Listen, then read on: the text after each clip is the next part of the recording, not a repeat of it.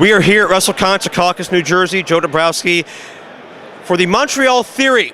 Available now at MontrealTheory.com and on Facebook. The trailer is on YouTube now. And I am standing by with somebody whose mind is always moving at 1,000,000 miles a minute.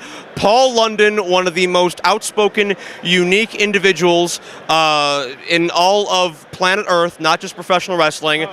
Very outside the box, as I mentioned earlier, and you don't even know what the box looks like. Are you okay? Ho, ho, ho. The box looks like ho-ho-hos. Ho-hos. Ho-hos box. A box of ho-hos. Those are out of business now. Those are Twinkies. I'm Yeah. talking about hose.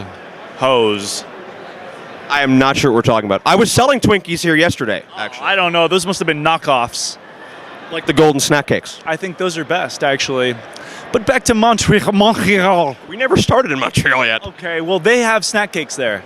They do. Now, is that just a conspiracy theory, or can you prove that? I think I can prove it, but it looks like snack cock because it's Quoqueus, or it's spelled like French Canadian-ish. So it looks like coq monsieur, you know what I mean? Like that delicacy, except it's Twinkie crook. But it's cake, but it looks like cock. Twinkie crook. Now, you have a lot of conspiracy theories. You and Brian Kendrick are very infamous for some of your unusual outlooks on life. What are some of your favorite conspiracy theories that you maybe believe in or enjoy discussing and debating? I like the conspiracy theory that Paul from Wonder Years is Marilyn Manson. I like to think that that's true. The fact that Ronald McDonald and Bozo the Clown are actually related and Cookie was adopted, I think is another piece of, I don't know how you say it, just dramatic setting, you know, that people need to know about.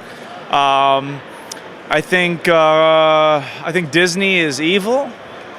Is it because they sneak in the sex references in their movies? No, I think that's one of the reasons they're great. I think they're evil because they continue to churn the mindset of girl at the ball, getting married, white picket fence, all that bullshit. You know, It's okay. so much. I think young kids need to know the truth.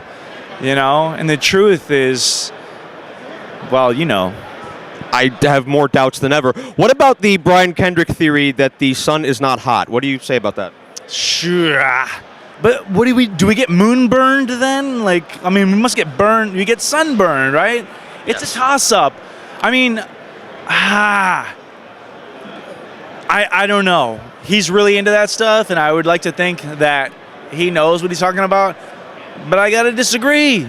You know what I mean? Until I get burned from the moon, then I'm gonna go with the sun still being hot. Until I'm rich and can get a portal ship to take me to the sun, kind of like in the core, except much better. And then I'll find out for real what's hot and what's not. And you already have the spacesuit for it. Oh yeah, I've even ripped the sleeves off There you so go. I can go faster. Intrepid traveler. That's it. Now, That's it. back to Montreal, now that we've gone full circle yeah. again. Okay. Montreal Theory, Survivor Series 1997, November 9th. Some people think it was a work. Brett may have been in on it. It may have been a little bit too perfect. Do you have any opinions on what may have happened and what may have surrounded those events? I've heard both sides of it. I'd like to think that it's such a toss-up because knowing Vince McMahon, I know that he likes to have stuff shot on his face, from what I hear. You know what I mean? That's how a lot of guys attain superstardom. And if you think about it, Brett spits a huge loogie right at Vince's face at the end of that. You know what I mean? So that could obviously be a dead giveaway. You know what I mean? Because, like, why didn't he spit on his shoulder? Or why didn't he spit on his nipple? Or why didn't he spit on his belly button? Or even on his lower back? Right? No, Vince got spit right on his face where he likes his facials. And so I think that there's a situation where you could obviously say, oh, this is a work. These guys are in cahoots. Brett knew to land it right on Vince's face, mostly in his mouth. And so you could look at it that way.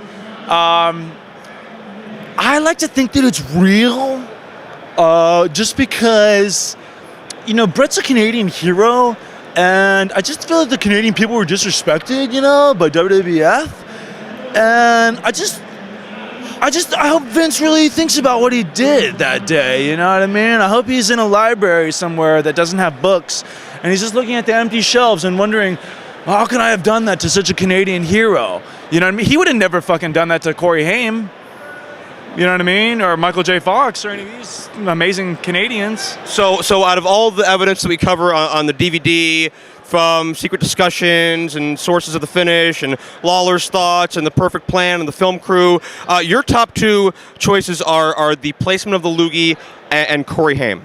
Yeah, the placement, not just of the loogie, but of the body liquid, the body fluid. Which would be contained within the loogie substance itself. The loogie would be like the containment of the substance that went onto his facial region. That's true. Well, a lot of people don't realize this, but Vince was actually a wrestler back in the day. You know what I mean? But he was under a hood. He was under a mask. The mask was actually made up of complete DNA, mixed DNA. It was insane. But he, I guess, he doesn't wrestle the mask anymore. He just would rather be bigger than his locker room.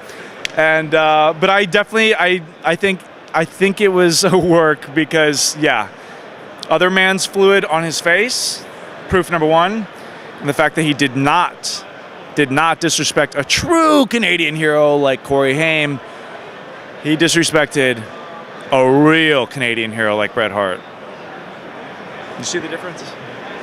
When I never get hired, can I blame you? Sure. Use me as a reference. Montreal Theory is available now at MontrealTheory.com. Check us out on Facebook. Check the trailer out on YouTube. Digital download, DVD, 2-disc set. He's Paul London. I am Joe Dombrowski. Hopefully I'll find Brian Kendrick somewhere here, and maybe he'll actually... You know what else happened in Montreal? What's that? Metallica, Guns N' Roses, Faith No More. Huge riot. Do you remember that concert? I don't think that's on the DVD. Early, it's not? I don't think it is. Should be.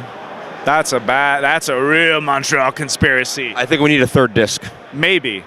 But yeah, I think Axl did some weird stuff because Mike Patton did some weird stuff to his mic stand, and Faith No More's opening because Faith No More's better than both Metallica and Guns N' Roses in my opinion. But hey, don't shoot me. But anyways, a riot broke out, and they didn't offer any refunds, and they canceled the that sucks, I guess.